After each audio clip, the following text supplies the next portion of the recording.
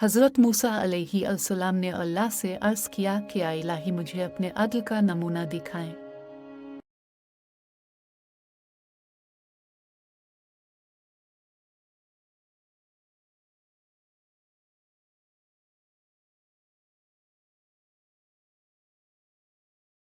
अल्लाह ने फरमाया, फुला मकाम की तरफ चले जाओ, वहाँ मेरे इंसाफ का नमूना देख लोगे।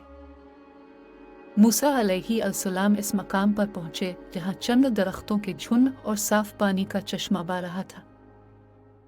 एक घोड़ा सवार आया, पानी पिया और 1000 अशरफियों की थैली भूल कर चला गया।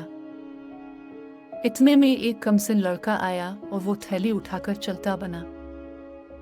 फिर एक अंधा शख्स आया, वुजू करने लगा, मगर इतने में घोड़ा सवार वापस आया और थैली की तलाश में अंधे को कत्ल कर दिया। अल्लाह ने मूसा अलैहिस्सलाम को वही भेजी कि घोड़ा सवार ने जुल्म से वो अशरफियाँ लड़के के वालिद से छीनी थी और अंधे ने घोड़ा सवार के बाप को नाहक कत्ल किया था।